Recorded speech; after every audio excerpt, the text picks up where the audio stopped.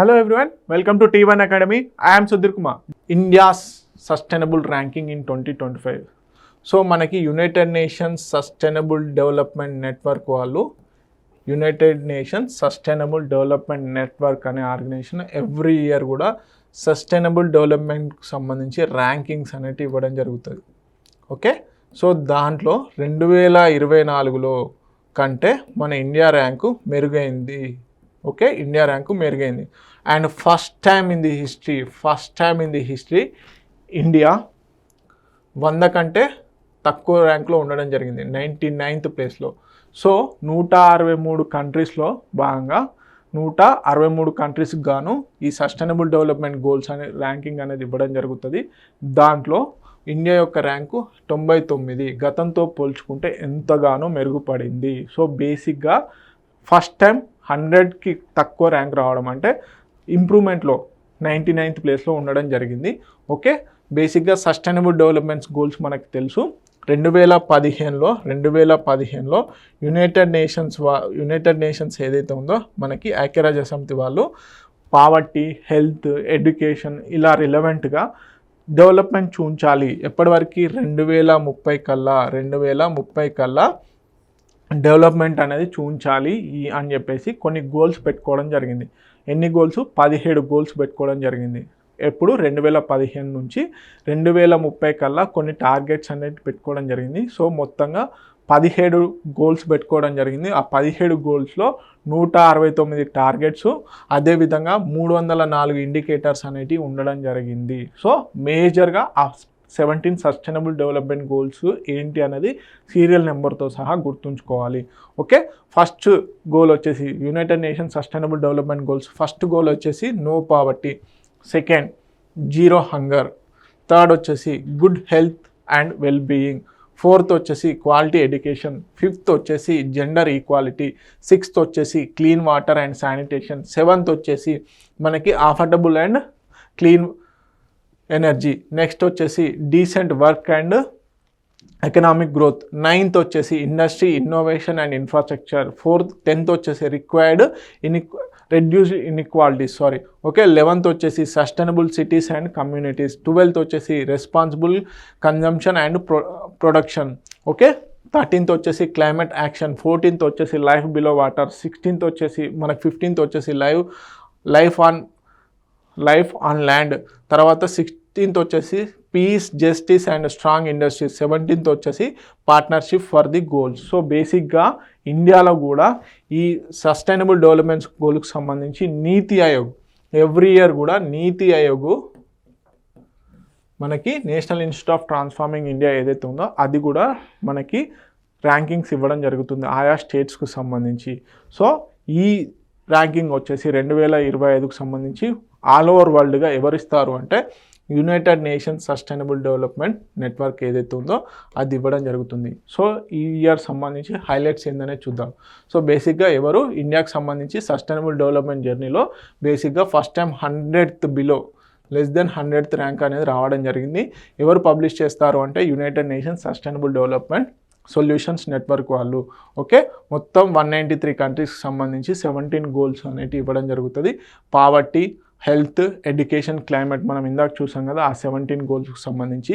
So ఇక్కడ small correction అండి, బేసిక్గా ఇక్కడ ఫ్లోలో 163 కంట్రీస్ అని చెప్పాను, 193 కంట్రీస్, ఇది ఒక్కటి కరెక్షన్ చేసుకోండి, 193 కంట్రీస్. ఓకే, సో బేసిక్గా ఎవరు ఫస్ట్ టైం దీన్ని అంటే సస్టైనబుల్ డెవలప్మెంట్ గోల్స్ ఉండాలి అని చెప్పారు అంటే led by the economist Jeffrey Sachs. Okay, Jeffrey Sachs గారు దీన్ని ఫస్ట్ టైం సస్టైనబుల్ డెవలప్మెంట్కి సంబంధించి చెప్పడం జరిగింది. So India globally 99th rank రావడం జరిగింది. సో ఓవరాల్గా 100 మార్క్స్కి గాను 67 మార్క్స్తో ఈ స్కోర్ అనేది ఉండడం జరిగింది.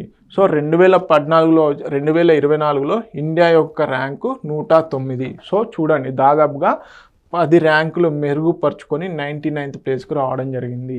ఇక్కడ కూడా 2024లో ఇండియా ర్యాంకు చాలా ఇంపార్టెంట్. ఓకే, సో బేసిక్గా improved commitment to sustainable development. Okay, అదేవిధంగా ఇండియా యొక్క చుట్టుపక్కల కంట్రీస్ ఎస్పెషల్లీ చైనా ర్యాంకు, అదేవిధంగా యుఎస్ ర్యాంకు, అదేవిధంగా సౌత్ ఏషియాలో ఎవరు టాప్ అనేది ఇంపార్టెంట్. ఓకే, బేసిక్గా ఫిన్లాండ్, మనకు నార్డిక్ కంట్రీస్ ఏవైతే ఉన్నాయో దాంట్లో ఫిన్లాండ్ వచ్చేసి టాప్లో ఉండడం జరిగింది. సస్టైనబుల్ డెవలప్మెంట్ గోల్స్లో ఫస్ట్ ప్లేస్లో ఉండడం జరిగింది. చాలా ఇంపార్టెంట్. నార్డిక్ కంట్రీసే ఎవ్రీ ఇయర్ కూడా మనకి ఈ సస్టైనబుల్ డెవలప్మెంట్ కంట్రీస్లో భాగంగా అంటే గోల్స్లో భాగంగా టాప్ పొజిషన్లోకి రావడం జరుగుతుంది. సో దాంట్లో ఫిన్లాండ్ ఉండడం జరిగింది. ఓకే, అదొకటైతే చైనాకి సంబంధించిన ర్యాంక్ వచ్చేసి సస్టైనబుల్ డెవలప్మెంట్ గోల్స్లో 49th, యుఎస్ఏ ర్యాంక్ వచ్చేసి 44th. ఓకే, సో బేసిక్గా సౌత్ ఏషియాలో 74th ర్యాంకుతోని మనకి సౌత్ ఏషియాకి సంబంధించి 74th ర్యాంకుతోని భూటాన్ టాప్లో ఉండడం జరిగింది.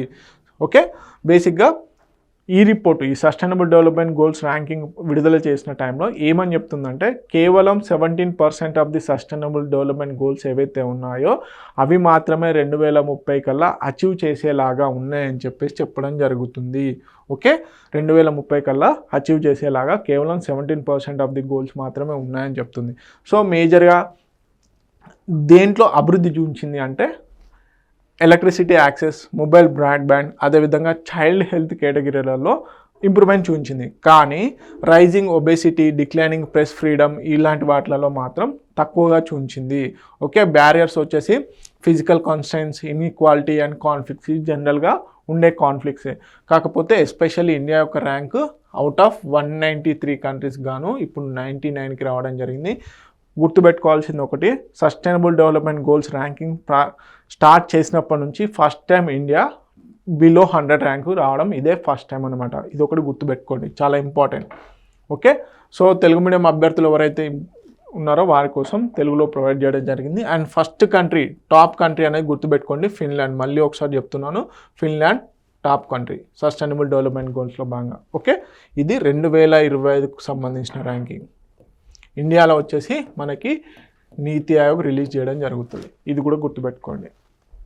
మరిన్ని ఇంపార్టెంట్ కరెంట్ అఫైర్స్, అదేవిధంగా ఇంపార్టెంట్ క్లాసెస్ కోసము ఏవైతే పోటీ పరీక్షలకు ఉపయోగంగా ఉండేటువంటి అన్ని సబ్జెక్ట్ సంబంధించిన వీడియోస్ T1 అకాడమీ యూట్యూబ్ ఛానల్లో పొందుపరచడం జరిగింది. ప్రాక్టీస్ టెస్ట్ల కోసం అని చెప్పేసి, అలాగే వాల్యూ అడిషన్ మెటీరియల్ కోసం అని చెప్పేసి T1 అకాడమీ వెబ్సైట్ కూడా మేము రన్ చేయడం జరుగుతుంది.